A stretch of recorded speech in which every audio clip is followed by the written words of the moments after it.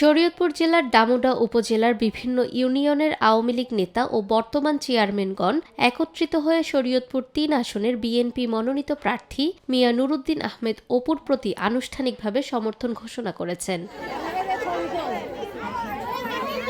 ২৮ জানুয়ারি বুধবার সকাল 10:30টায় কনেশ্বর ইউনিয়নের চেয়ারম্যান আনিসুর রহমান বাচ্চুর নিজ বাসভবনে চেয়ারম্যানরা উপস্থিত হয়ে এই সমর্থন জানান। এ সময় উপস্থিত চেয়ারম্যানরা বলেন, এলাকার সার্বিক উন্নয়ন, গণতন্ত্র পুনরুদ্ধার এবং সাধারণ মানুষের অধিকার প্রতিষ্ঠার লক্ষ্যে তারা মিয়া নুরুদ্দিন আহমেদ অপুকে সমর্থন দিচ্ছেন। তারা আশাবাদ ব্যক্ত করেন যে নির্বাচিত হলে তিনি শরীয়তপুর ৩ আসনে জনগণের প্রত্যাশা পূরণে কার্যকর ভূমিকা রাখবেন।